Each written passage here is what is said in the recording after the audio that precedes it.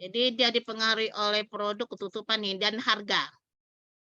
Ya, sehingga kita bisa membangun skema penelitian, kerangka konseptual penelitian yang bermula tadi dari mana? Yang bermula tadi dari rumusan masalah penelitian. Kok nggak bisa lagi ya langsung tuker gini? Nggak bisa tuker slideshow ya? Nah, oke. Jadi ini yang kita coba lihat. Jadi pertama kita ancang-ancang dulu gitu. Apa sih sepengetahuan kita, teori yang kita tahu, pemahaman yang kita tahu, informasi yang kita tahu yang mempengaruhi keputusan membeli. Oke. Nah, pada akhirnya kita bisa buat kerangka konseptual. Ini namanya kerangka konseptual. Nanti di PLS ini semua akan kita kerjakan, akan kita olah. Gambar ini nggak dibuat manual. Gambar ini dibuat oleh program. Jadi ada sampel S. Jadi gambar yang biru kuning ini bukan kita yang membuat manual menggambar-gambar, tapi program yang membuat otomatis. Oke. Nah, jadi itu yang akan kita coba lihat. Nah, yang permasalahan awal adalah masalah penelitian. Apa masalah penelitian? Kenali masalah penelitian. Artinya apa? Kita mencari sesuatu yang salah dalam fenomena itu. Ya, mencari kesalahan nggak susah-susah ya.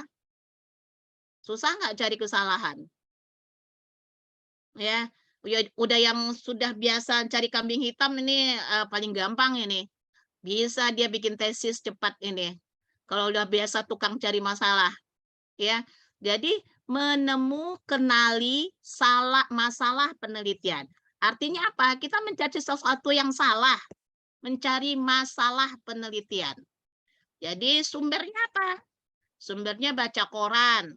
Ya, kita orang ekonomi ya, infonya koran, jangan Lesti Kejora sama Sambo aja. Kalau terkuras waktunya di sana, ingat waktu cuma 24 jam. Mulai dari sekarang lebih rasional menggunakan waktu. Infotainment, sinetron, drakor dikurangi. Lebih baik baca jurnal browsing. Ya boleh lah, nggak mungkin juga ya nggak browsing, kita manusia biasa. Ya shopping-shopping apalagi mak-mak, boleh. Tetapi waktu kita kan tetap sama, 24 jam. Sementara tugas dan kerjaan kita nambah nih tuntutannya mau bikin tesis. Maka rasional. Akan ada yang dikorbankan. Nggak bisa semuanya berhasil. Bapak Ibu mau dapat S2, dapat MM, tetapi tetap aja kerjanya maksimal ya nggak bisa. Akan ada yang bisa dikerjakan. Tetap aja masak jadi ibu rumah tangga seperti biasa ya nggak bisa. Bapak Ibu harus milih kuliahnya yang keteteran atau rumah tangganya yang Bapak Ibu manage. Atau kerjaannya yang akan ada nanti karena kalase di bos, telat datang, nggak ikut ini, nggak ikut itu. Akan ada nanti. Karena kita membuat prioritas, kita nggak bisa maksimal untuk semua hal. Ya, tetapi paling tidak fokus dulu. Ya, masa sebulan 2 bulan nggak bisa fokus sih. Nggak lama-lama bikin tesis itu. Jadi mulai dari baca koran, browsing internet, maka kita bisa tuh cari masalah penelitian. Oke ya. Kemudian kita baca jurnal orang lain juga. Pergi ke pustaka, baca jurnal orang lain. Bagaimana format tesis senior yang sebelumnya. Bagaimana selingkung penulisan atau gaya penulisannya. Baca jurnal. Ini sudah, kalau sudah masuk tesis, udah waktunya kerja keras. Udah waktunya bukan main-main lagi, udah waktunya perang, udah waktunya serius. Karena kalau udah dibicara tesis, kaki Bapak Ibu udah sebelah mau wisuda, maka fokuslah di sana. Tetapi jangan pula secara psikologis terbebani. Kita benar-benar nggak bisa lagi acungkan bendera putih, pergilah konsultasi ke prodi. Ya, akan ada jalan keluar nanti. Oke. Nah, ini yang coba kita lihat di sini. Loh, kok jadi up malah ke bawah ya? Nah, ini coba. Nah, mencari masalah penelitian dengan membaca jurnal, dengan browsing, baca koran, ya, baca tesis dan disertasi. Nah, problem apa sih sebenarnya? Problem itu adalah sebuah situasi di mana ada kesenjangan antara yang seharusnya dengan yang terjadi.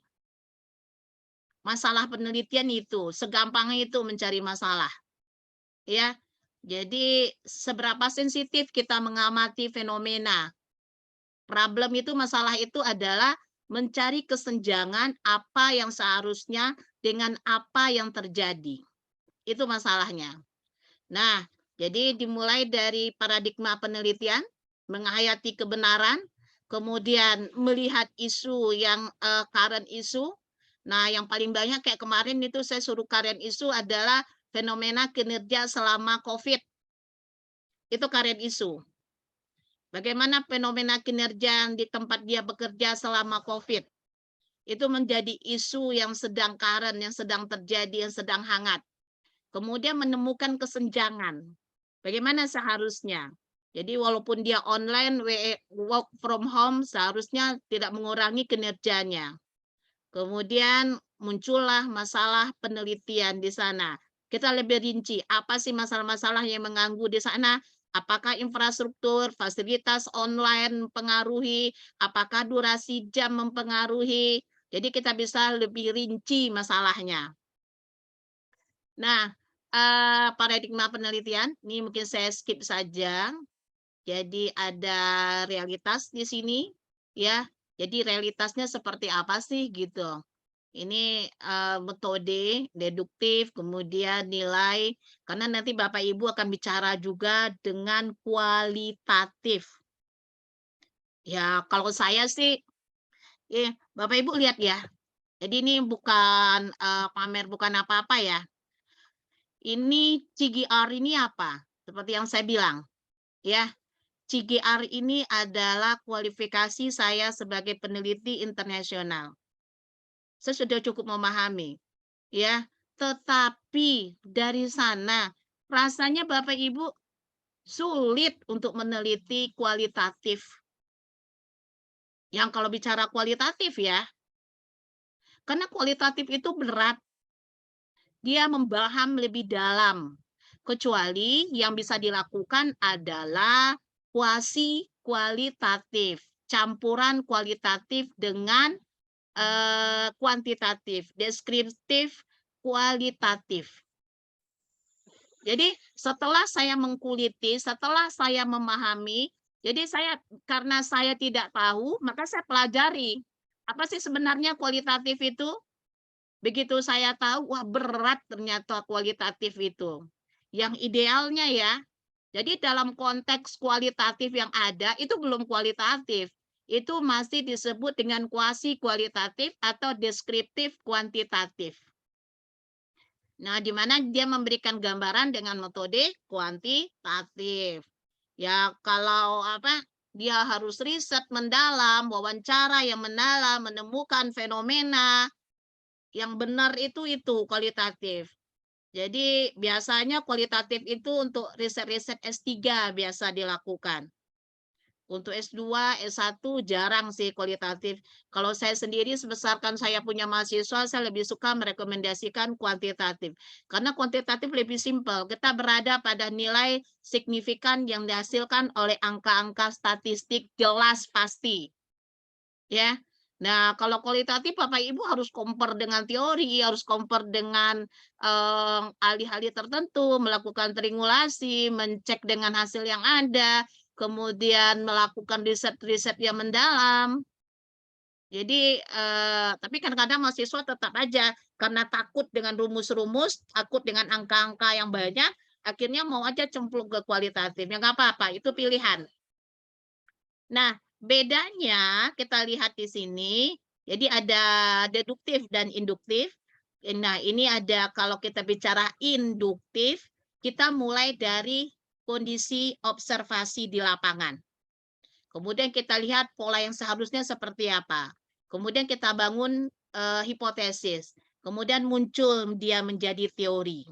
Kalau deduktif yang kebanyakan dilakukan oleh kuantitatif itu teori. Kita beranjak dari teori yang seharusnya menurut teori, menurut jurnal seperti apa. Kemudian kita bangun hipotesis. Kemudian kita bangun observasi. Kemudian kita konfirmasi hasilnya dengan kebenaran teori. Ya. Jadi ini bedanya. Jadi induktif ini poinnya adalah teori. Dia tidak based on teori di awal. Dia based on observasi. Ya, jadi based observasi, dia observasi lebih kuat. Aduh, macet lagi nih. Nggak mau lagi dipindahin. Oke. Nah, kita coba lihat kembali di sini sedikit lagi. Ya, saya kecepatan saja. Nah, jadi penelitian berangkat dari masalah, memilih masalah awal dari suatu penelitian, mendefinisikan masalah. Yang kita lihat di situ adalah kesenjangan antara apa yang seharusnya, apa yang terjadi. Itu gap juga namanya, itu kesenjangan juga. Itu Bapak Ibu harus perlihatkan dengan jelas di bab 1 latar belakang. Kemudian teori bilang apa, secara praktek yang terjadi apa. Atau aturannya mengatakan apa, tapi pelaksanaannya seperti apa. Programnya seperti apa, ternyata yang terjadi seperti apa. Evaluasi kebijakan, evaluasi program. Ya. Nah, ini bisa menjadi masalah penelitian. Apa yang seharusnya terjadi, apa yang terjadi. Berdasarkan teori, tetapi kondisi di lapangan. Berdasarkan regulasi, undang-undang, tapi pelaksanaan. Berdasarkan program kerja, tapi pelaksanaannya seperti apa. Ada kesenjangan di sana. Ya. Nah, masalah penelitian dia harus mempunyai nilai penelitian. Dosen selalu bilang, dia asli dan update. Dia asli dan terbaru. Harus ada novelty-nya. Ada bedanya dengan riset-riset sebelumnya. Bapak Ibu tidak plagiat. Oke ya. Jadi dia padat, definitif, dapat dinyatakan dalam beberapa hipotesis. Kemudian dia mempunyai arti dan nilai baik dalam ilmu maupun aplikasi penelitian. Kemudian harus dapat diuji kebenarannya. Hipotesis itu bisa diuji, bisa dibuktikan dengan observasi data kita. Kemudian dinyatakan secara jelas dan tidak membingungkan dalam bentuk pernyataan tegas biasa.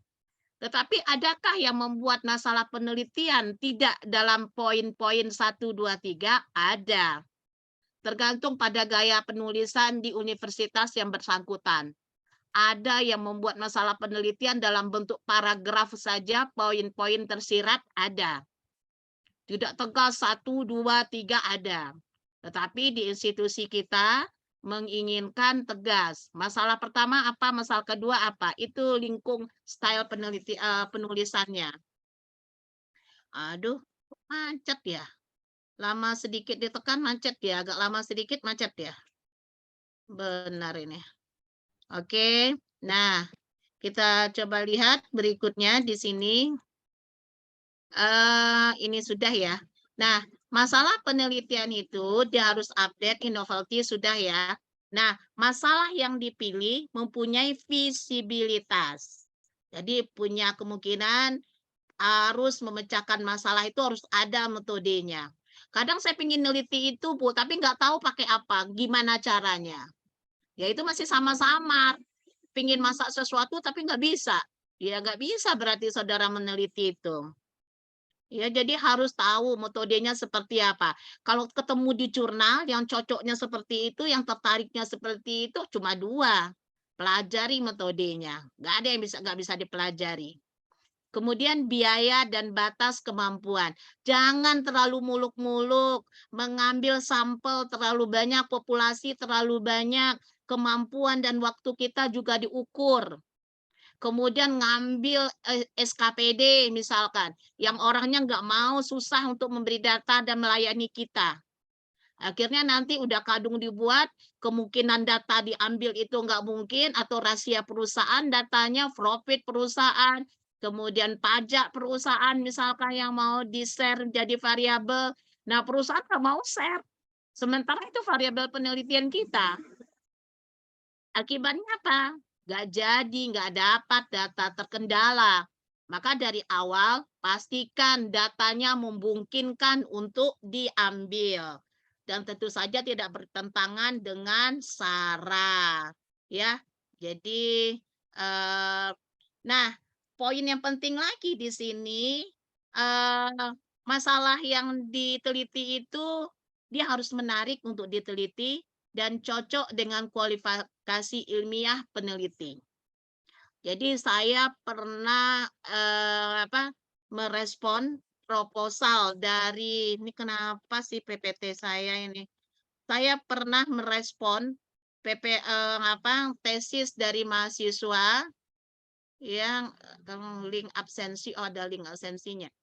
Nah, dia ngebahas tentang, kesehatan, tentang, kalau saya tidak salah dia pegawai puskesmas, dia ngebahas tentang, kanker serviks. Nah, di sana yang dia bahas totali kesehatan, padahal dia lulusnya manajemen, magister manajemen. Totali tentang kesehatan, tidak ada sedikit pun konsep manajemen, konsep ekonominya muncul di sana. Nah, ini yang harus kualifikasi kita sebagai peneliti juga harus nyangkut. Kan ada variabel yang bisa berhubungan itu. Oke, ya. Nah, kita lihat di sini konsep latar belakangnya. Mengapa memilih penelitian tersebut? Kemudian, apa latar belakang ingin diteliti? Pentingnya meneliti secara teori atau praktis. Dan penelitian itu yang disebut dengan gap atau novelty adalah dia harus mengisi kekosongan penelitian yang belum diteliti orang lain. Jadi belum ada orang lain meneliti model kerangka konseptual seperti Bapak Ibu. Bapak Ibu muncul di sana. Dia menjadi sesuatu yang berbeda dengan riset orang lain. Jadi mulai dari latar belakang masalah, apa aja di sana, ada masalah, ada rumusan masalah. Di dalam masalah beranjak dari kesenjangan yang diharapkan dengan yang terjadi seperti apa. Kemudian dari rumusan masalah, Bapak Ibu buat pertanyaan yang akan dicarikan jawabannya. Ya, ini karena trouble terus, akhirnya saya coba ini aja sih. Nggak tahu nih kenapa. Ya, terlalu nggak bisa lama-lama kayaknya. Jadi kalau apa harus cepat-cepat ganti-ganti baru mau dia. Nah, jadi kita coba lihat rumusan masalah hendaknya dalam bentuk pertanyaan. Karena ini yang umum ya. Jadi rumusan masalah itu dibuat dalam bentuk pertanyaan, ini yang umum di banyak institusi. Kemudian dia jelas dan padat yang berhubungan dengan variabel riset Bapak Ibu saja. Fokus tegas, memperlihatkan hubungan yang Bapak Ibu buat dalam kerangka konseptual.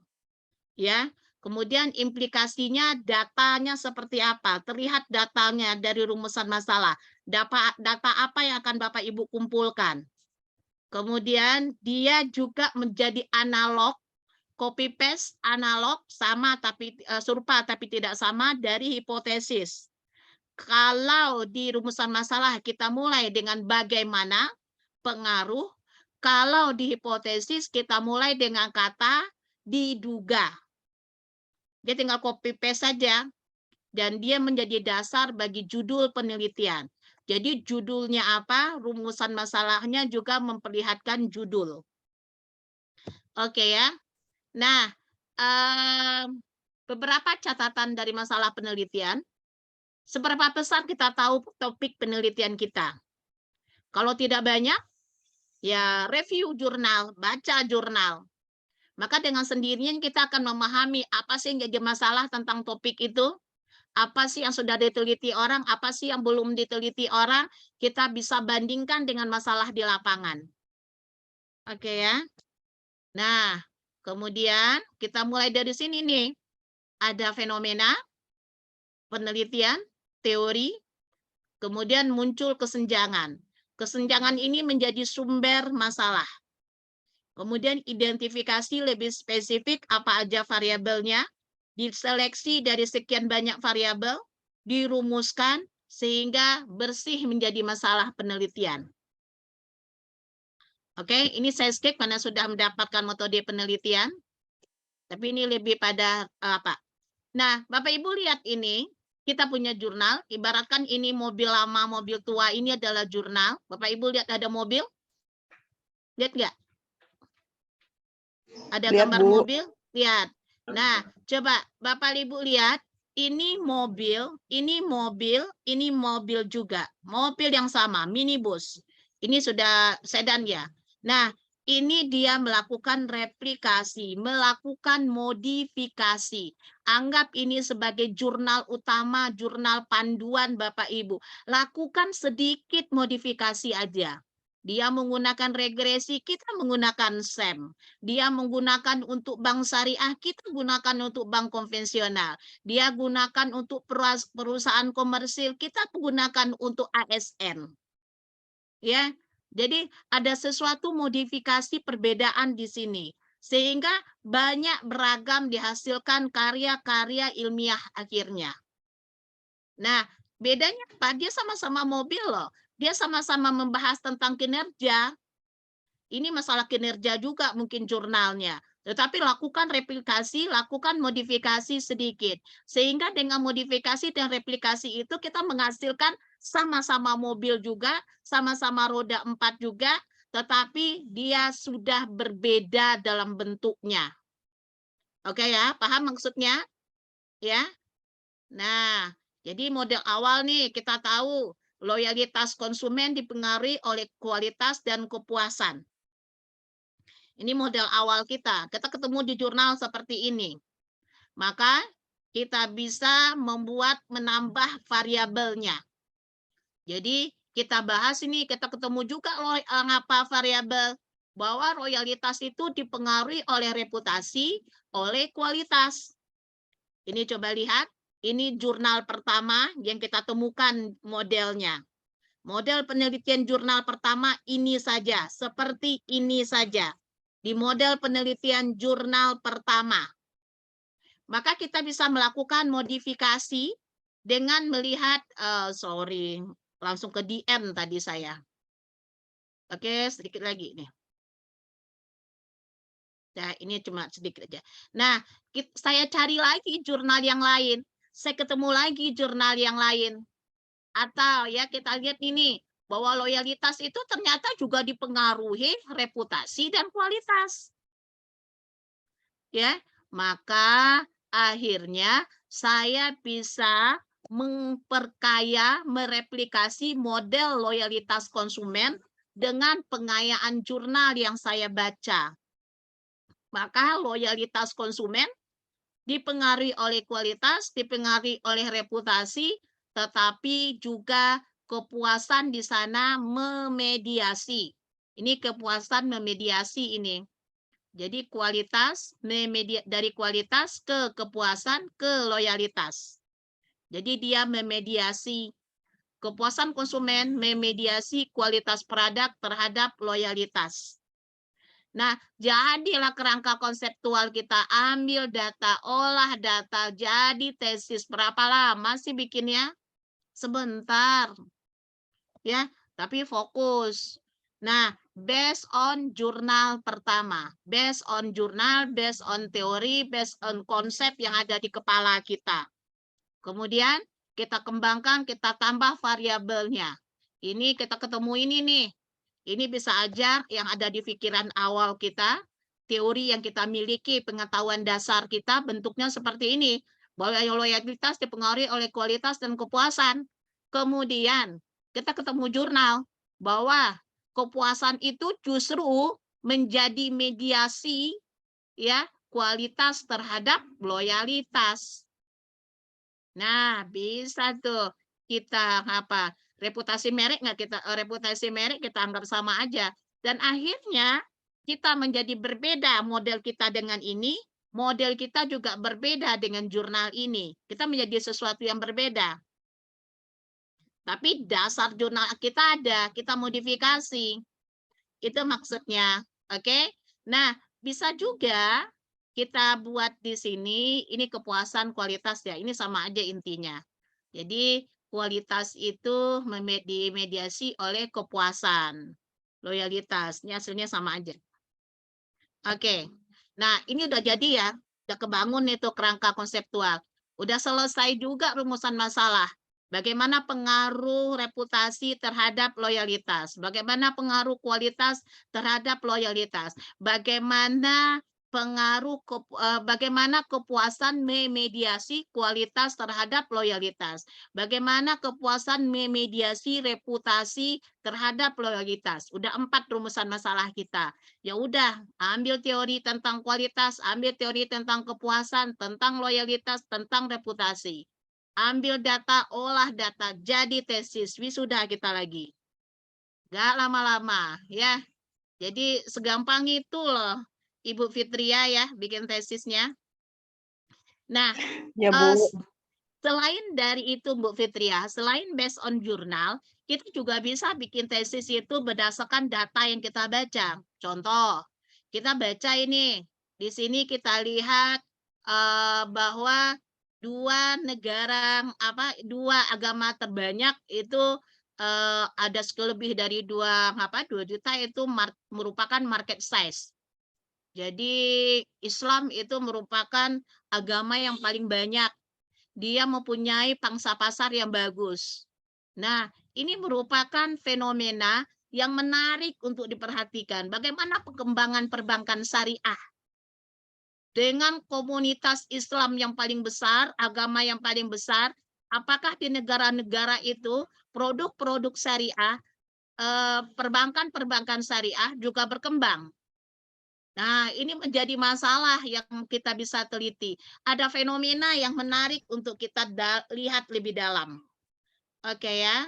Nah, ini dia 10 negara muslim, negara yang berpenduduk paling besar di muslim di dunia, yaitu Indonesia. Kita coba lihat saja. Indonesia paling banyak nih. Nah, tetapi cuma 32 miliar juta ya Islamic Bank account-nya. Nggak sinkron dengan datanya. Hanya 12% penduduk Indonesia yang menganut ekonomi syariah. Nah, itu kan suatu kesenjangan. Kita bisa lihat, loh kenapa seperti itu? Apa masalahnya? Apakah pengelolaan perbankan syariah itu memang lebih ribet dari konvensional? Atau sosialisasinya yang tidak? Ya, atau Islam kita kebanyakan Islam KTP aja gitu. Ya, jadi religiusnya itu religius formalitas di atas kertas. Nah, kita bisa mengeluarkan hasil riset nanti hasil teori. Bahkan kadangkala ditemukan juga, ada teman saya riset menemukan bahwa perilaku ekonomi dengan perilaku religius itu berbeda. Kalau soal salat segala macam dia mau, dia takut dosa. Tetapi kalau soal untung-untungan, rugi-rugi ya nggak apa-apa deh. Ya, jadi kita itu hasil riset. Kita bisa bicara seperti itu, dia menjadi sebuah hasil riset. Nah, ini ada Indonesia, Bangladesh, Kuwait, segala macam Arab ya. Ini dia total aset perbankan ternyata rendah karena masyarakatnya nggak terlalu banyak. Ini contoh aja. Nah, kemudian kita identifikasi nih variabel-variabelnya. Data sekunder ada, nggak perlu. Tidak harus pakai kuesioner. Ingat kata saya, tesis itu tidak harus dengan kuesioner. Dengan makanya saya kalau punya mahasiswa yang sudah senior, ya, saya ngomongnya senior bukan tua.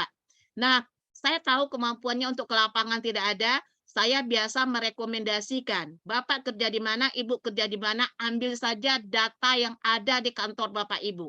Data tentang keuangannya, data tentang SDM-nya, kemudian bisa juga diambil data tentang SKP-nya, ya.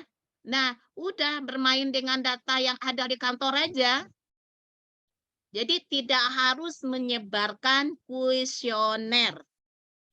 Tidak harus ke lapangan. Yang penting metodologinya benar, rumusan masalahnya benar, dengan fenomena gap-nya jelas. Jadi nggak ada, kemarin ada mahasiswa, Bu, bisa ya Bu, nggak kuesioner? Bisa, nggak harus ada kuesioner. Dan tidak harus hebat menggunakan alat analisis tertentu. Nggak ada suatu alat analisis lebih jelek dari alat analisis yang lain. Orang-orang pakai PLS, saya cuma pakai ini aja, nggak apa-apa. Kalau dengan alat analisis itu ternyata bisa menjawab rumusan masalah Bapak Ibu, silakan. Oke ya, jadi nggak payah-payah sebenarnya. Nah, ini pakai data sekunder ini. Jadi aset bank, jumlah bank komersil, jumlah aset bank Islamik, jumlah bank Islam, ya, kemudian banyaknya bank nasional.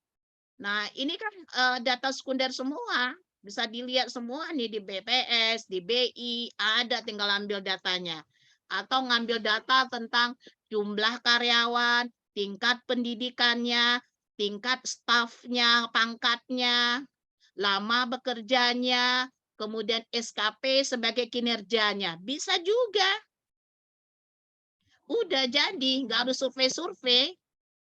Nah, jadi kita coba lihat di sini. Ini kalau kita bicara nanti ini tampilan dari NVivo ya.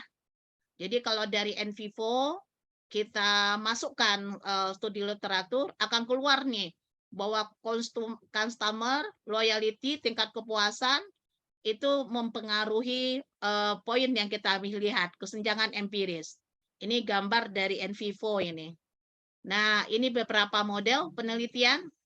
Nah, saya akan masuk ini model apa? Ini masih model ini pakai Amos ini.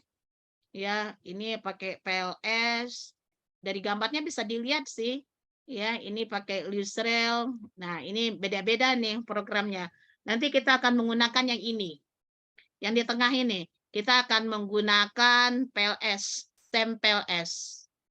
Memang ini standar S2, ya. Oke, nah ini cobanya. Ada loyalitas, ada bank image, ada kepuasan nasabah, ada religiusitas, ada kepercayaan, ada kualitas layanan, dan lain-lain. Jadi awalnya kita identifikasi dulu. Kemudian kalau sudah ada, kita buat rumusan masalah. Bagaimana religiusitas berpengaruh terhadap loyalitas.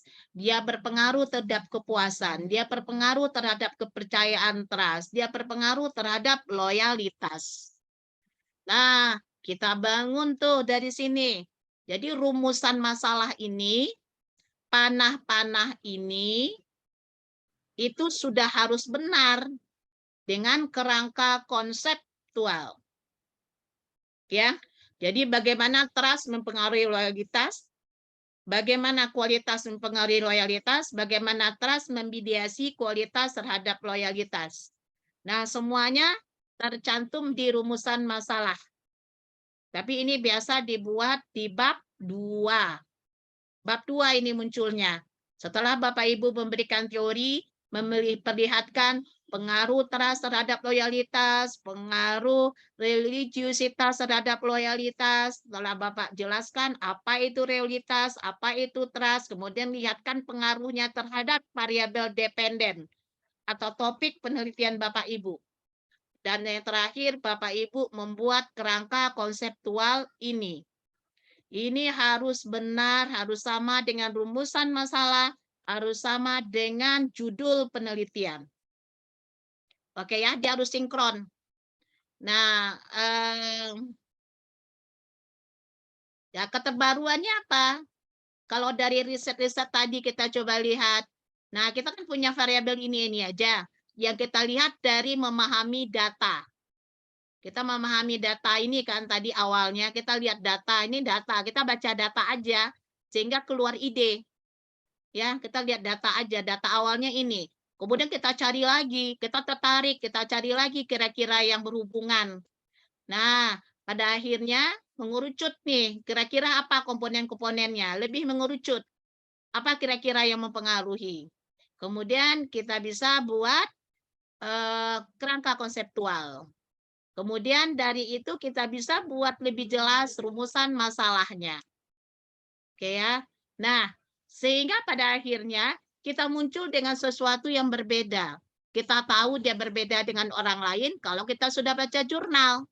Kalau jurnal nggak dibaca, pengayaan jurnal kita sedikit, kemudian kita mengklaim bahwa penelitian saya berbeda dengan yang lain di bidang ini, ya nggak bisa. Ketika kita sudah melakukan studi bibliometrik, ya nanti saya akan kasih, maka Bapak Ibu bisa melakukan mengklaim bahwa perbedaan saya, keterbaruan saya, beda riset saya di sini. Itu yang Bapak harus lakukan nanti ya, karena itu yang diminta.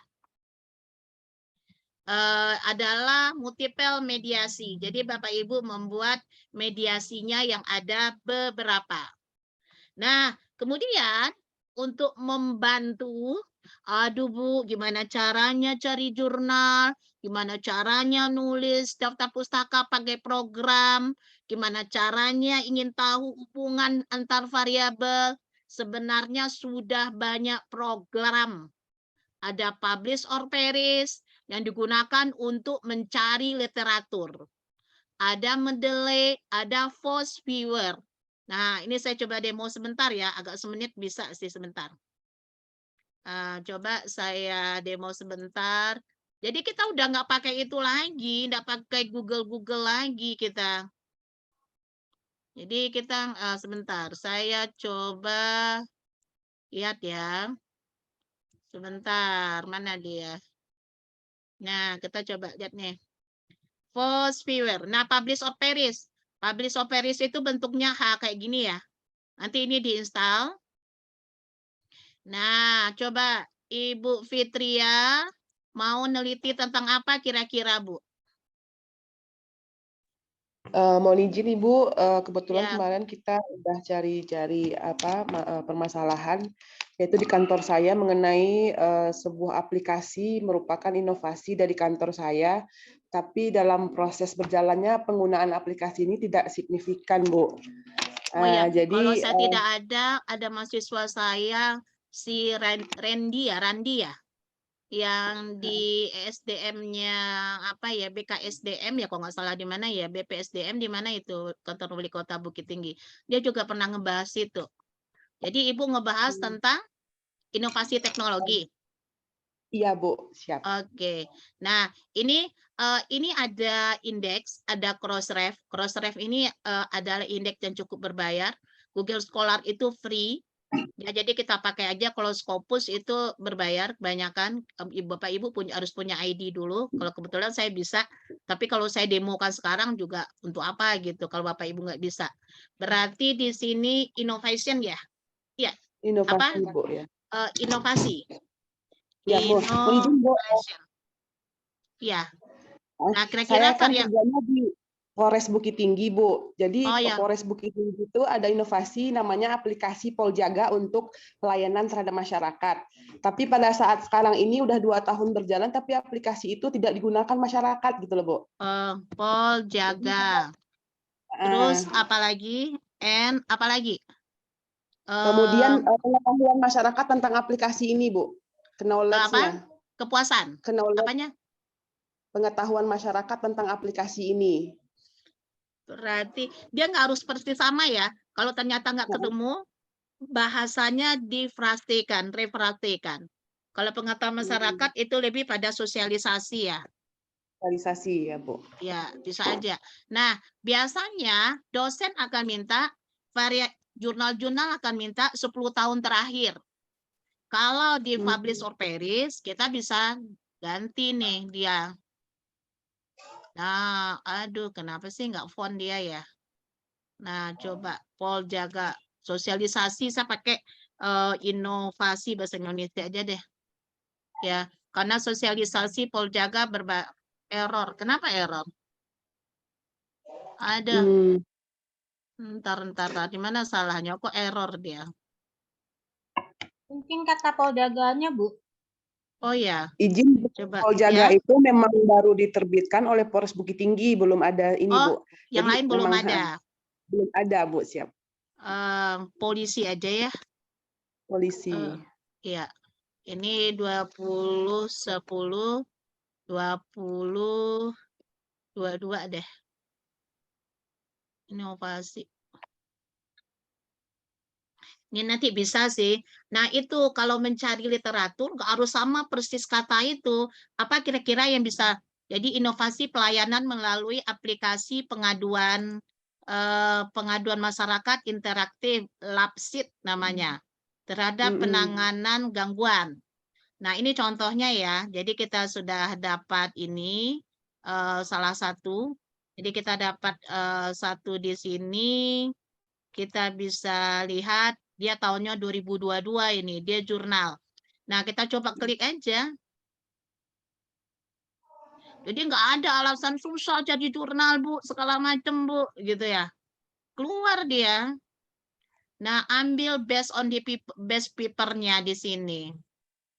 Ambil paper-nya. Kalau bahasa Indonesia ada ya, cuma saya sarannya yang ambil yang bahasa Inggris juga lah, ya. Nah, keluar tuh jurnalnya. Sangat segampang membalikkan telapak tangan cari literatur. Nah, kita bisa lihat nih modal orang itu apa, nama literatur apa, masalahnya apa, variabel yang dia bahas apa, di sana dia menggunakan metode apa. Nah, kalau ini dia pakai apa ini? Simpulan, oh dia pakai studi apa aja nih? Rehabilitas, kehandalan, riwayat. Oh ini cuma deskriptif aja ini. Nggak apa-apa. Deskriptif, oke. Jurnal pendidikan dan konseling. Oke. Jadi bisa langsung dapat dan tahunnya tahun terbaru dan dia jurnal. Oke ya. Jadi nanti kita akan coba bahas ini sampai pada akhirnya kita buat tabel bibliometrik nanti. Nah, ini dia salah satu software yang akan kita pelajari untuk pertemuan berikutnya. Nah, ini mana dia? Pengaruh mana dia? Coba lihat. Ini risiko bencana ini. Udah tinggal cari aja ya. Ya. Pengembangan inovasi Bengkoang. Polisi mana? Sedikit ya inovasinya dalam polisi. Tapi harus sabar ya nyarinya. Nah, kalau mau misalkan jangan dipaksa ke sana, bisa cari yang lain misalkan. Wah, ternyata susah, ternyata literaturnya gampang. Ya udah banting setir aja cari yang lain. Nah, ini inovasi rumah sakit. Inovasi rumah sakit. Oke, ini lama sih kayaknya. Nah, itu aja deh saya coba kasih lihat. Itu kira-kira gambaran bagaimana kita menggunakan program untuk membuat daftar pustaka. Mencari literatur. Nah, nanti kita juga membuat daftar pustaka, mencari novelty nanti juga bisa. Ya. Jadi kita bisa melihat kajiannya nanti di beberapa software membantu kita. Ngolah data juga 5 menit kelar. Banyak program yang membantu kita. Oke, nah Bapak Ibu harus tolong dibuat satu deh itunya, tolong dibuat apa? Saya minta tolong dibuatkan grup, ya, tolong dibuatkan grup. Nanti saya bisa share bahan materi ke grup. Oke ya, jadi saya bisa share materi ke grup. Tolong dibuatkan grup, tolong di-add saya ya. Oke. Nah, untuk pertemuan berikut, Bapak Ibu harus menginstal. Nah, ini nih kalau kita ketemu tatap muka langsung, Bapak Ibu bisa minta bantuan sama sama Ayu, kemudian ada Angga, ada Zul, menginstalkan program-program yang kita butuhkan. Jadi Bapak Ibu harus install Publish or Perish, nanti mungkin akan saya jelaskan di grup. Kemudian Publish or Perish, kemudian Force Viewer, kemudian Mendeley, kemudian PLS. Itu aja deh. 3 saja cukup. Ya. Nah, ini yang kita yang kita coba lihat. Nah, ini sudah ada nih di adminnya. Admin sudah ada. Nah, saya masih bisa berharap kita bisa tatap muka. Kalau tidak bisa tatap muka karena keterbatasan pesertanya, kemungkinan kita akan kuliah online, tetapi Bapak Ibu itu harus dengan 2 device. Satu pakai handphone mendengarkan, satu pakai laptop. Ini bukan untuk kepentingan saya, bukan karena saya sok keras, tetapi untuk kepentingan Bapak Ibu juga ke depannya. Lebih baik Bapak Ibu capek sekarang, kena marah sama saya sekarang, dan lancar ujian tesisnya, lancar bikin tesisnya, hilang stres bikin tesis. Nggak ada yang perlu tesis itu dibikin stres. Kalau Bapak Ibu tahu apa yang harus dikerjakan, langkah-langkahnya tahu. Jadi saya benar-benar berniat tulus agar Bapak Ibu mempunyai penguasaan dan bisa bikin tesis secara mandiri. Ya. Jadi apakah ada yang stres karena tesis? Banyak. Itu yang saya tidak mau. Kenapa? Karena ada hal-hal seperti ini, dia nggak mau tahu. Tiba-tiba cemplung ke medan perang. Ke medan perang kalau cemplung nggak ada bawa senjata, nggak tahu medan yang mau ditempuh, ya takut, ya ngeri juga. Tetapi ketika Bapak Ibu sudah tahu taktiknya, sudah tahu tempat bersembunyi, sudah tahu kapan mulai perangnya, sudah tahu kapan lawan lengah, aman Bapak Ibu. Selamat Bapak Ibu. Ya, jadi poinnya itu. Jadi tulus niat saya bukan karena ngajar, bukan karena tugas dari institusi saja, tapi saya benar ingin untuk agar mahasiswa ini punya pemahaman dan tidak lagi berpikir bikin tesis itu susah. Nggak ada yang susah bikin tesis, itu gampang. Yang susah itu adalah ketika mahasiswa nggak tahu apa yang harus dikerjakan, buntu. Oke? Ya, jadi Ya, Bu. kita akan Makasih, Bu. menu-menunya publish or varies, Mendeley, Foursquare, PLS. Nah, untuk swap saya pakai Excel, untuk HHP saya pakai Excel. Nah, bisalah. Jadi ada yang saya tambahkan di sini sesuai dengan permintaan Bu Dona, itu diberatkan di kualitatif, ya. Jadi beratkan kualitatif. Karena sebenarnya gampang sih, saya jadi penasaran ya. Pingin demo untuk ngolah data, nggak sampai 5 menit. Nah, nih coba lihat sebentar, bertahan deh. Bikin ngolah data itu sebentar. Mana dia? Mana ya? Coba lihat. PLS 3 deh. Ngolah data itu sebentar. Bentar ya. Makanya bikin tesis itu gampang, bentar. Tapi kalau nggak tahu ya susah juga. Waduh, ini harus di-upgrade. Padahal sebenarnya enggak ini. Nah, ini saya coba yang ini aja deh. Nah, SiverQual ya. Mungkin Bapak Ibu udah familiar dengan SiverQual ya. Oke. Nah, ini dia. Kita punya kepuasan. Ini ada pertanyaan tentang kepuasan. Jadi kepuasan di sini ada. Kemudian niat untuk berkunjung kembali. Ini studi saya tentang wisata. Kemudian thinkable, reliability, responsiveness. Ini sudah familiar ya dengan SiverQual. Saya ambil sebagian saja. Nah, ini responsif. Udah, ini aja. Oke. Nah, ini udah, kita tinggal connect aja. Ini nggak cukup 5 menit. Benar-benar nggak cukup 5 menit. Ya. Udah, calculate, bootstrapping, PLS algorithm. Oke. Vektor, udah, start calculate. Udah. Nah, kita lihat di sini. Yang kerjakan program, bukan kita. Ya, udah keluar nih nilai-nilainya. Seberapa besar bagus model kita. Nah, kalau mau lagi bisa bootstrapping. Oke. Secepat ini program ini berjalan. Maka kita bisa tahu di sini bahwa di sini apa?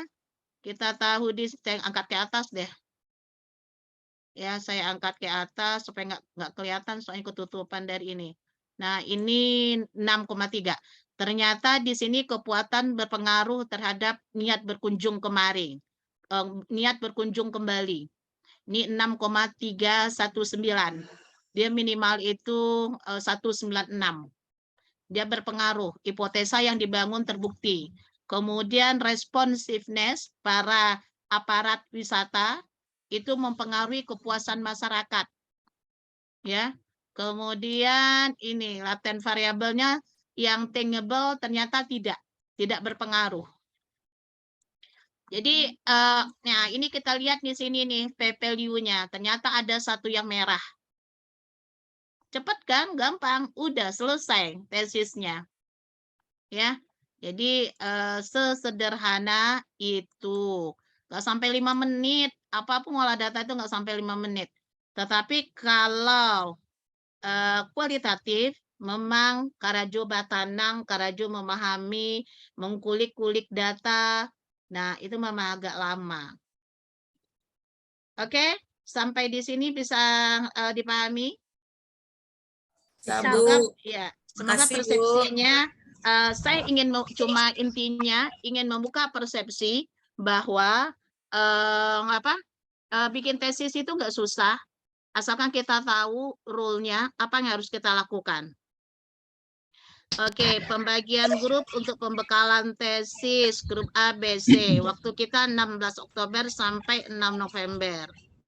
Nah, ini. Coba. Nah, ini jadwalnya diserahkan ke saya. Masing-masing kebijakan publik. Nah, saya pingin ya, masing-masing ini tolong nanti peserta juga ketika kapan ya? Nah, ini nih kalau seandainya kita langsung kita ketemu ya, tolong nanti dilengkapi juga dengan tempat kerjanya.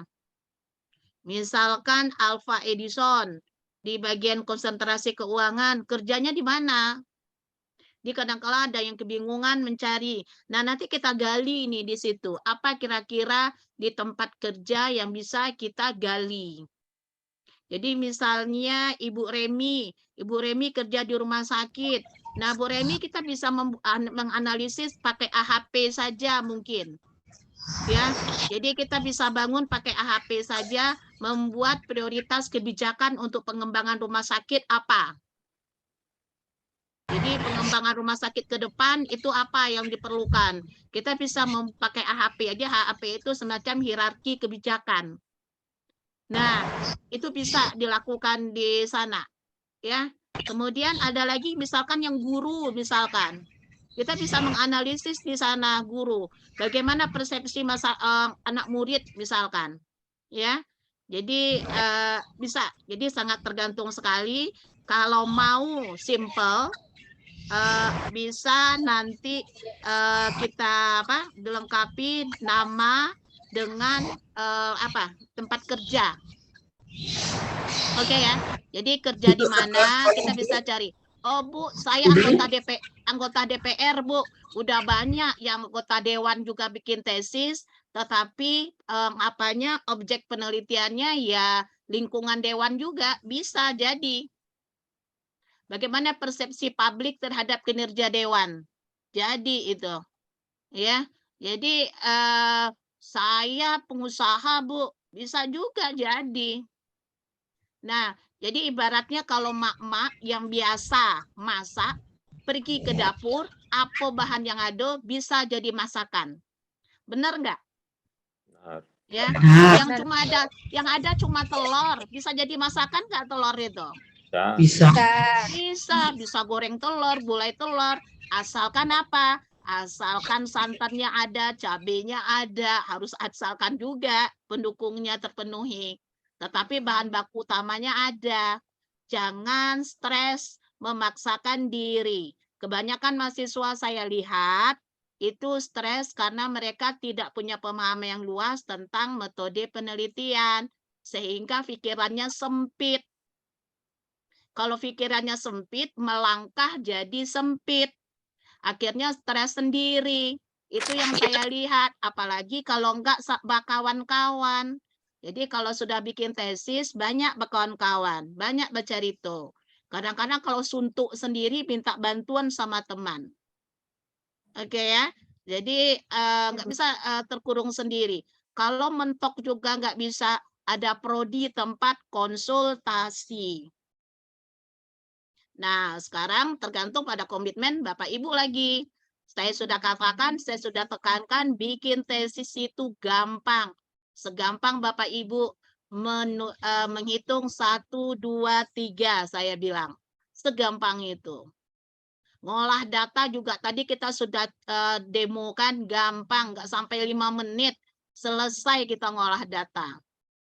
Bu, mencari jurnal yang dikatanya susah, nggak susah cari jurnal itu. Tadi kan kita sudah cek, bisa dengan cepat. Program software banyak sekarang. Cuma sekarang mau nggak serius benar-benar. Kalau hanya sekedar asal-asal, kalau kebingungan sendiri ya saya angkat tangan lagi. Jadi saya ketika bimbingan, kadang-kala mahasiswa itu walaupun bukan bimbingan dengan saya, kadang suka curhat juga, telepon saya, suka cerita juga. Akhirnya saya bisa simpulkan, masalahnya nggak besar, bukan dosennya yang muluk-muluk. Tetapi karena dia yang nggak tahu apa yang harus dikerjakan, apa yang harus dibuatnya. Ya bagaimana dia tahu? Dia tidak membuka diri, dia tidak berusaha untuk belajar.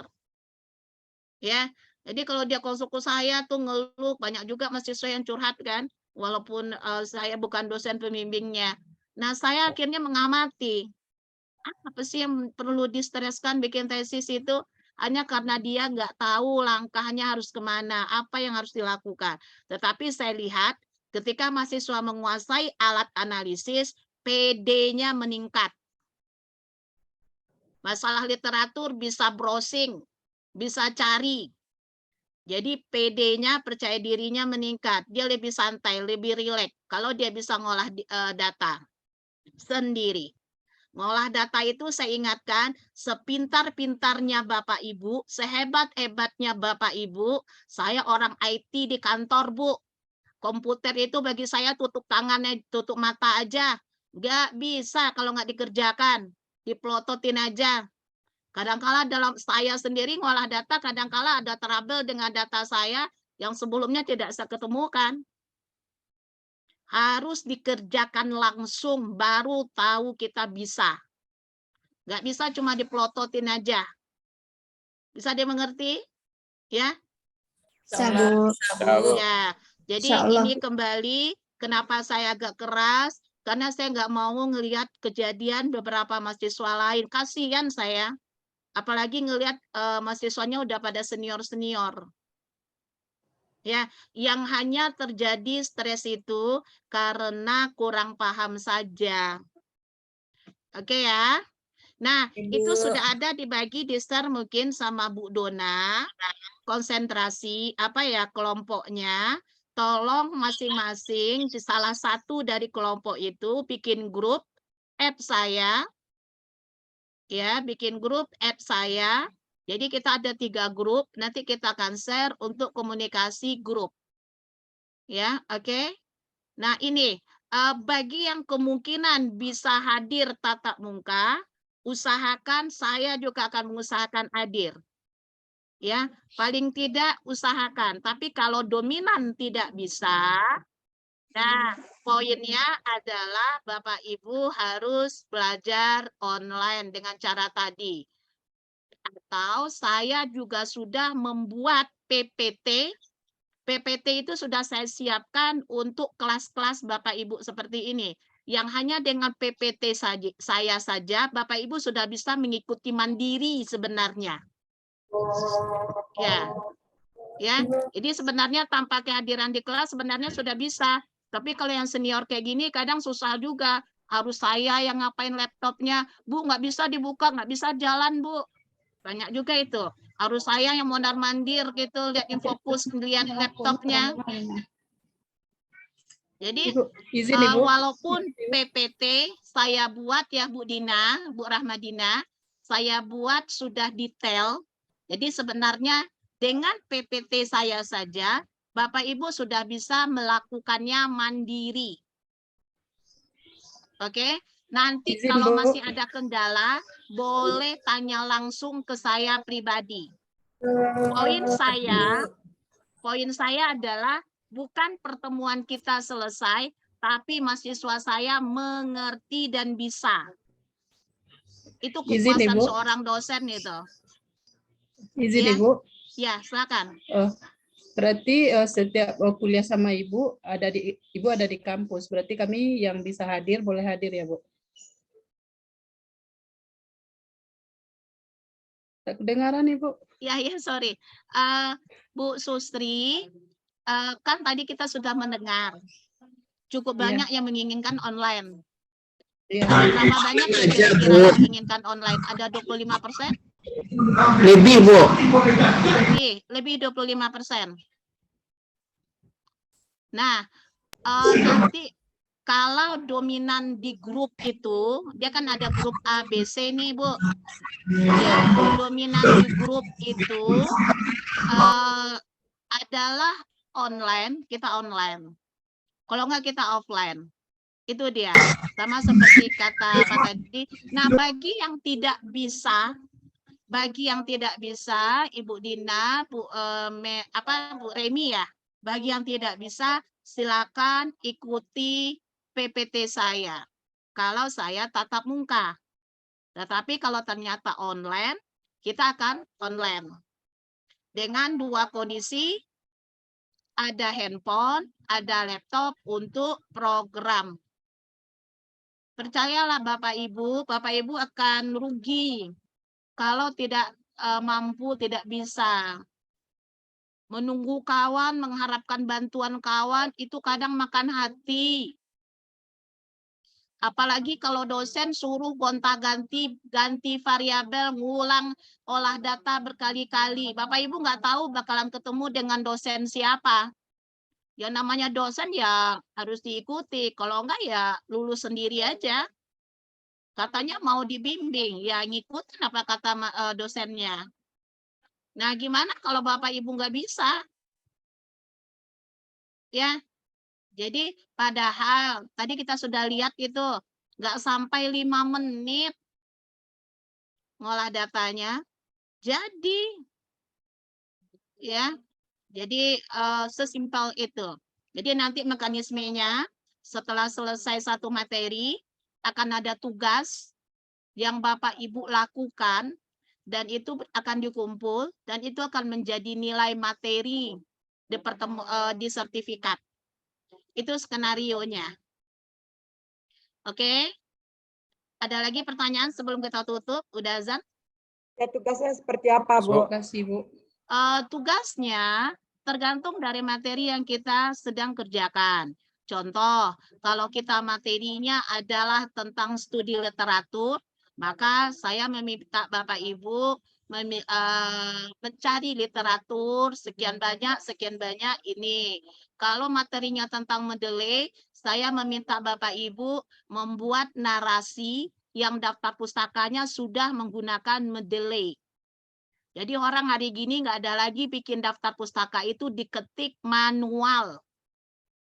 Ya, jadi kalau mau publikasi jurnal juga jurnalnya biasanya menyaratkan daftar pustaka itu pakai Mendeley dengan style-style tertentu. Kalau style-style di Mendeley ada yang bisa kita pilih. Nah, Bapak Ibu buat itu. Mungkin latar belakang bab 1 saja yang menggunakan Mendeley. Karena nanti mungkin bagian akhirnya kita akan membuat semacam hasilnya, saya mengharapkan Bapak Ibu punya proposal mini. Sesimpel itu aja, simpel-simpel aja. Yang penting tahu bagaimana mencari literatur, tahu bikin menggunakan Mendeley, tahu ngolah data. Walaupun datanya asal aja dulu, yang penting bisa diolah. Nah, ketika kita ngebahas tentang SEMPLS, Bapak Ibu juga cari data sendiri, olah sendiri, interpretasikan. Itu tugasnya. Ini. Enggak ada. Oke, ada lagi pertanyaannya? Ada, Bu, saya. Ya, silakan.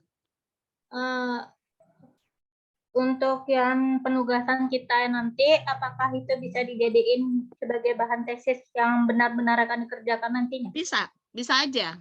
Maka lakukan dengan serius.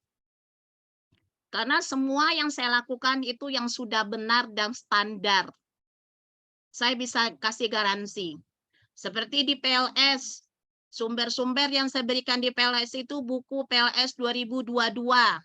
Boleh di copy paste saja kalau mau menggunakan SEMPLS. Copy paste saja PPT saya, masukkan ke bab 3. Boleh. Bikin daftar pustakanya. Itu udah buku terbaru itu. Saya selalu mengupgrade materi saya biasa. Jadi kalau materi sekarang itu ya udah saya upgrade. Biasanya jarang saya pakai materi yang tahun sebelumnya. Karena ilmu itu terus berkembang. Kalau yang tahun kemarin saya masih pakai PLS 2017. Nah, jadi kadang-kala ilmu itu berkembang. Kita nggak bisa kadang-kala mengklaim kita yang paling benar.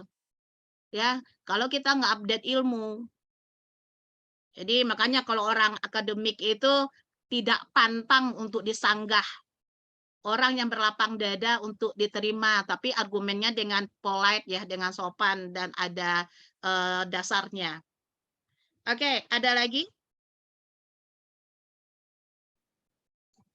Nah, untuk konsentrasi ya, Pak. Konsentrasi ini apa sih yang tadi dikirimkan sama Bu Dona? Konsentrasi publik. Siapa yang bisa bikin apa? Bikin grupnya? Coba, siapa yang bisa bikin grup konsentrasi publik? Nggak ada? Yang bersedia sudah dapat share grup kan? Waduh, ini nih bedanya dengan anak yang muda. Kalau anak yang muda saya Bu, langsung saya Bu-nya. Kalau Bisa yang coba tua-tua nih, siapa? saya coba nanti Bu, izin Bu. Ya, Pak Mardianto publik ya? Ya, bikin grupnya aja Bu, nanti dibikin Bu.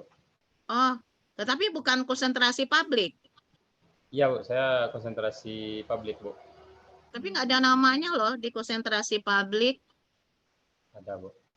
Ada ya, nomor berapa? Oh, Mardianto nomor 13 ya. Berarti Pak Mardianto nanti add saya ya. Kemudian konsentrasi kesehatan, siapa yang bikin apa? Udah Bu, udah bikin Bu. Oh, udah di add Ibu ya, Bu Susi ya. Ibu belum ada nomor HP Ibu sama kami. 0812 Bentar Bu, 08 12 ya. 6643 0037. Oke. Ya. Kemudian yang keuangan dan SDM siapa? Siapa ini? Biar saya coba, Bu. Izin, Bu. Ibu Teti ya, Bu ya? Iya, Bu. Nomor saya yang tadi ya, Bu? Oke, Bu. Makasih, Bu. Oke. Nah, nanti juga tolong pas tiap tugas itu dibuat garis miring sebelum kita sampai nanti pada ada permasalahan kita kajiannya itu dinasnya di mana.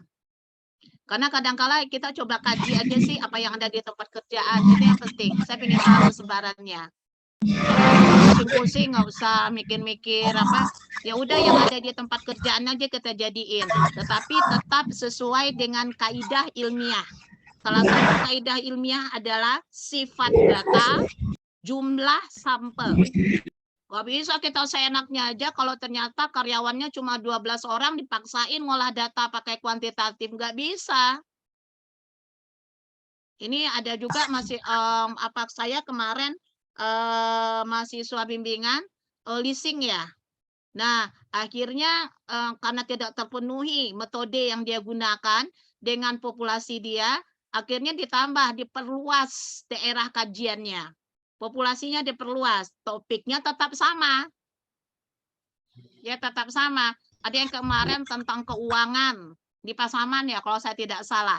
Nah, ternyata di kantornya itu dengan syarat sampel minimal, metode yang dia pakai itu nggak terpenuhi. Kalau dia harus menggunakan metode ini dengan kerangka konseptual ini, maka sampel yang ada di kantornya tidak memenuhi syarat.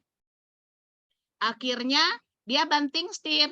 Semua bagian keuangan di bawah Pemda Pasaman. Jadi tetap juga kajiannya keuangannya. Cuma studi kasus diperluas. Jadi kita harus tahu mengakali. Kita harus tahu caranya. Ada lagi yang nggak ketemu-ketemu variabelnya, Bu. Jangan kaku cari variabelnya. Ya, jadi variabelnya mungkin bisa menggunakan kata lain yang maknanya sama. Nah, gunakan itu, browsing itu. Karena apapun variabel yang dipakai harus ada dasar jurnal penelitian terdahulu yang memperlihatkan dia mempengaruhi. Oke, siap ya? Kita ini mau kerja keras, kita mau banting setir. Siap? Semangat ya Bu Dewi. Bu Dewi kerja di mana? Di Sekretariat DPRD Kabupaten Agam, Bu. Oh, Agam, ya. Iya, Bu. Kalau kemarin itu yang tentang DPRD, tentang kinerja juga sih. Umumnya Saya DPRD. rencana mau ngambil tentang kinerja juga, Bu, SDM-nya, Bu. Ya. Ini boleh nggak apa-apa tentang kinerja. Kan modifikasi variabelnya boleh beda-beda. Kayak tadi, dia jadikan variabel yang di jurnal ini, jadikan mediasi. Udah ada novelty-nya. Yang orang tidak menjadikan mediasi, dia buat mediasi. Orang menjadikan mediasi, dia jadikan sebagai moderasi. Ya. Bu. Nah, Nanti jadi butuh bimbingan Ibu lebih lanjut. Insya Allah. Jadi yang penting semangat itu lebih dari 50%. Dan ingat pesan saya kalau sudah sampai pada level ini, menjaga frekuensi jadi mahasiswanya. Ya, menyadari bahwa kita mahasiswa, kita ya mending kerja keras beberapa saat, selangkah lagi jadi wisuda.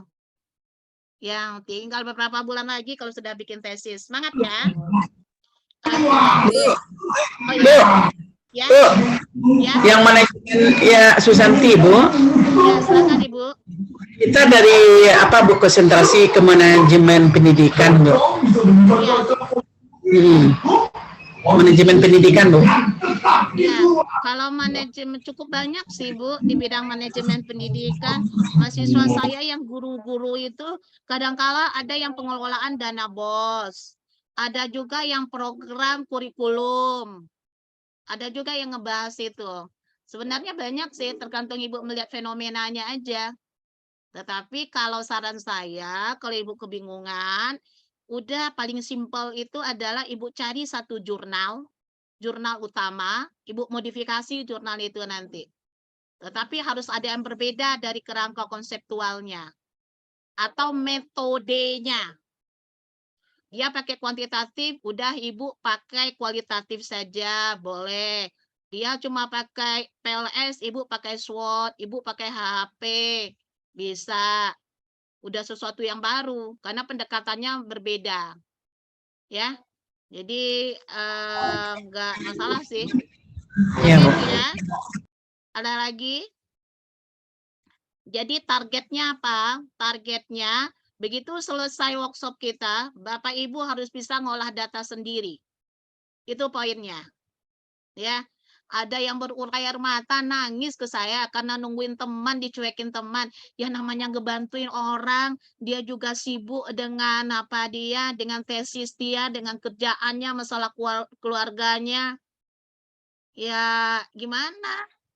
Tentu tak gigi lidah, kabasi kare. Nah, sementara dosen suruh gonta-ganti, suruh ngulang-ngulang ngolah data. Akhirnya stres sendiri. Kasihan saya ngelihatnya, makanya saya nggak mau Bapak Ibu mengalami hal yang sama. Ya, jadi saya terbuka untuk konsultasi, silakan japri saya. Tapi biasa kalau yang japri saya, konsultasi yang bukan saya bimbingannya, saya selalu bilang off the record. Karena saya menghargai dosen pembimbingnya. Ya, jadi kalau sekedar ya ibaratnya dia mencari literatur aja, kebetulan diskusi dengan saya, gitu aja. Dia nggak ngerti apa yang disuruh dosennya, apa maksudnya, itu aja. Tapi jangan sekali-sekali sebut nama saya ke pembimbingnya. Karena yang kena mahasiswa juga. Karena kan seharusnya mahasiswa itu bimbingannya dengan dosennya sendiri. Itu poinnya. Ya. Jadi harus tetap semangat. Insya Allah bisa. Amin. Udah boleh lah ancang-ancang beli baju kebaya. Ini kapan kira-kira wisuda? Tahun depan, Bu. Oh, 2023, Bu. Secepatnya, Bu. 2023 mah deket. Ini udah Iya, Bu. depan, semester depan udah November. 3 bulan lagi. Amin, Ya, amin. Kan bisa, Bu. Iya, bolehlah dicicil untuk beli kebaya, untuk beli kain songket yang baru. Masa kain songket beralek aja. Dicicil dari sekarang. nanti Bu, kalau cepat-cepat Kak muat Bu, sama lebar badannya. Oh gitu, kegendutan ya Bu ya. Nanti pamali Bu. Bungkus Bu, nggak apa-apa juga Bu. Yang penting kain di bawahnya aja. Atau Ibu mau pakai toga juga kan? Iya kan toga. Bayangin aja mau wisuda Bu. Iya. udah separuh mau di tangan ini sekarang. Kalau udah bicara soal tesis sudah di tangan nih Bu. Gampang kuliah kan, nggak susah kan? Ya. Ya, Bu. Ya, Bu. Oke, semangat ya. Oh ya, ada satu Ya, Bu. informasi yang saya harus sampaikan. Jadi kita kan schedule-nya seharusnya minggu depan ya. Ya, kita seharusnya schedule-nya minggu depan. Tunggu sebentar. Schedule kita seharusnya minggu depan, benar? Ya Bu. Ya. Nah, masalahnya Kamis depan saya harus operasi. Siapa Bu? Saya survivor kanker, Bu. Jadi kalau Ibu lihat sekarang, makanya saya suka gemes itu kalau yang apa yang udah patah hati dulu. Jadi September, bahkan September 2021 kemarin itu Bu Dona tahu, Pak Yuliastri tahu gitu. Mahasiswa sebelumnya juga udah pada tahu.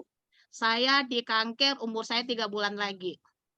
Jadi saya sudah kemo 3 kali, saya kena kanker yang ketiga kali sekarang, dan besok saya operasi lagi. Tapi kemarin saya ngajar, sekarang saya ngajar. Ya. Semoga Semangat Bu. Prosesnya lancar ya Bu. Saya aja yang kayak gini, Ya. Operasinya lancar, Bu Bu. Dewi masih coba untuk survive. ya Semoga kami tahu Ibu dirawat kemarin Bu. Oh enggak, Bu Dewi, nggak ada hubungannya dengan itu. Karena saya demam, Oh enggak jadi itu saya ya. demam, kemudian ternyata HB saya turun jadi 8, Bu Dewi. Kemudian karena memang sudah jadwal kontrol saya, jadi saya seperti yang saya bilang tadi, saya kanker itu sudah yang ketiga kali dengan sekarang operasi kanker saya 2019-2021. Jadi saya kemo sudah 3 kali juga. Ini rambutnya masih 2 cm nih panjangnya baru. Udah mau Semoga bongkar lagi operasinya kalau kemo lancar, Bu. lagi. Semangat ya Bu. Energinya Semangat, menular Bu, ke ya. kami Bu. Menular ke kami Bu. Makanya. Kita nggak tahu Bu. Kemarin itu ada mahasiswa Ujang Kombre, terus tesisnya amburadul, hancur. Terus saya komentari, terus dia bilang kerjaannya begini, anaknya begini, begini. Ibu tahu nggak? Saya sehari kemarin habis kemo, saya berada di sini. Saya bilang kan. Jadi ya pada akhirnya ya itu sendiri gitu. Ya karena hidup itu adalah ibadah kan. Kita serahin aja semua ke Allah. Kita jalani. Jadi intinya ya tetap semangat selagi dia kasih kesempatan. Ya, Bu. Jadi hari Kamis saya operasi dan itu cukup operasi besar karena saya itu awalnya kanker rahim, Bu. Tapi kemudian 2021 metas ke lever, 2021 akhir September udah operasi lagi. September saya periksa ke Jakarta, PET CT scan, dikatakan sudah menjalar sampai ke otak saya, makanya saya diklaim sudah menyebar kemana-mana, saya diklaim umur saya tinggal 3 bulan lagi. Kemudian ternyata udah lewat ya. Kalau kita sama Pak Yuliastri sama teman-teman bilang itu 100 my last day, 100 hari terakhirku gitu. semangatnya mah Bu, Apa? semangat juangnya tinggi Bu. Amin, amin, amin. Dan kemudian kayak kemarin habis saya dirawat, habis saya turun, saya sudah lewat dari jadwal kontrol, saya sudah kontrol per 3 bulan sih. Rambut saya juga sudah tumbuh panjang ya, cukup banyak sih. Dan kemudian ya udah established lah, sudah banyak program. Makanya saya sudah rencana handle program kegiatan kita ini sama Bu Dona. Nah, tiba-tiba udah jadwal kontrol, terlihat ada lagi di lever, ada lagi di ginjal. Jadi dan peritoneal, ada yang dokter nggak di sini, dan di kulit perut. Jadi termasuk operasi besar. Seharusnya minggu kemarin saya operasi, tetapi saya harus operasi dengan ketersediaan ICU di booking atas nama saya. Jadi kalau nggak ada ICU kosong atas nama saya, operasi tidak bisa dilaksanakan karena operasinya risiko tinggi. Jadi moga-moga hari Kamis itu bisa dilaksanakan.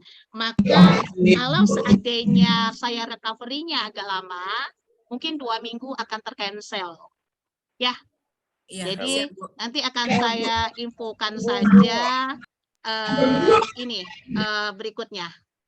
Oke? Ibu. Iya. Terima kasih ya. Ya. Lancar operasinya, Bu. Semangat, Bu. Mohon doa ya. Doakan Bu. bersama.